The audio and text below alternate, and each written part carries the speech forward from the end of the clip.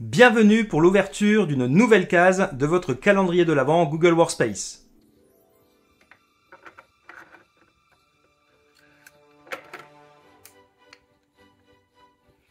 C'est le bazar dans mon Drive.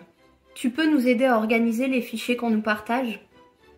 Il est venu le temps de comprendre que partager avec moi est une rivière de fichiers partagés, tout est mélangé et c'est normal. Je vous montre dans cette vidéo comment devenir un très bon pêcheur. On y va! Vous retrouvez cet espace juste ici, partagez avec moi. Ne le confondez pas avec les drives partagés, cela n'a rien à voir.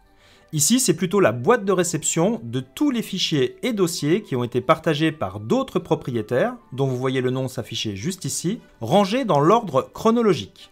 Cet espace ne peut pas être classé et peut vous paraître complètement désordonné, ce qui est tout à fait normal. Je vais vous donner la méthode de travail dans cet espace-là que j'appelle la rivière des fichiers partagés. Il faut imaginer que cet espace-là est comme une rivière avec de l'eau qui coule et que tous les fichiers vont venir ici s'ajouter dès qu'un partage sera effectué par une autre personne. Il faut alors vous poser 4 questions. La première est très simple, est-ce que le fichier qui vous a été partagé vous concerne? Si la réponse est non, eh bien laissez le fichier dans la rivière, il va disparaître au bout de quelques jours en s'éloignant et en descendant dans la rivière. Deuxième question, vous avez besoin de faire une action ponctuelle. On vous a partagé un fichier, on vous demande de faire une modification, de relire un document ou d'ajouter quelque chose. Eh bien, venez dans la rivière, double-cliquez sur l'élément en question, effectuez votre modification. L'enregistrement est automatique dans Google Drive, vous n'avez plus qu'à quitter le fichier en refermant l'onglet. Et c'est tout, laissez le fichier continuer de vivre sa vie dans la rivière avec le temps. Là, vous n'avez pas besoin d'y revenir. Si vous souhaitez le mettre de côté pendant quelques jours ou quelques heures, eh bien vous allez pouvoir l'ajouter à vos éléments suivis. Pour ce faire, effectuez un clic droit, puis Organiser, et vous allez trouver juste ici Ajouter aux favoris. Cela va avoir pour effet d'ajouter une étoile de suivi, et tous les fichiers et dossiers qui ont une étoile se retrouvent dans le panneau Suivi. Je retrouve mon document juste ici.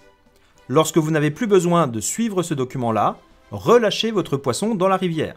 Effectuez un clic droit, Organiser et supprimer des favoris.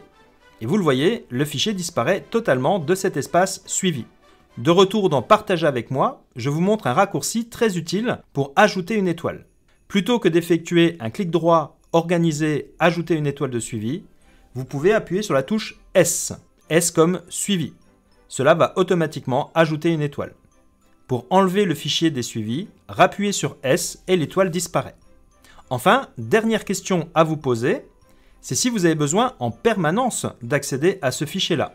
Eh bien, comme vous ne pouvez pas le ranger dans Partage avec moi, vous allez le ranger dans votre Drive.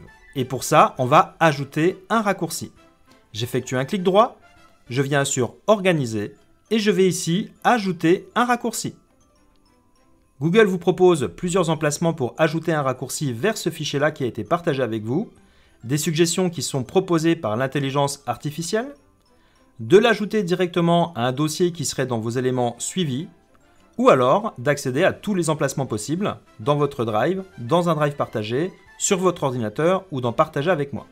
Admettons que j'ai besoin d'accéder à ce fichier depuis mon Drive, je double-clique ici sur mon Drive pour entrer à l'intérieur, je choisis le dossier de destination, par exemple mes documents, vous pouvez soit double-cliquer ici, soit cliquer une fois sur le bouton Ajouter.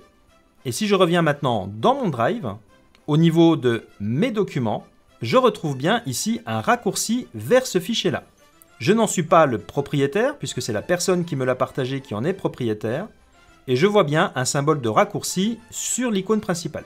L'avantage quand vous ajoutez un raccourci d'un fichier qui ne vous appartient pas, c'est que vous êtes propriétaire du raccourci. Ainsi, si je souhaite renommer ce fichier, dans les options de raccourci, je vais enlever le mot exemple et que je clique sur OK. Mon raccourci a bien été renommé, mais si je double-clique, le fichier a bien le nom exemple sheets tdc. C'est tout l'avantage d'utiliser les raccourcis de fichiers qui ne vous appartiennent pas. Vous pouvez les ranger dans votre Drive, dans le dossier de votre choix et renommer le raccourci comme vous le souhaitez.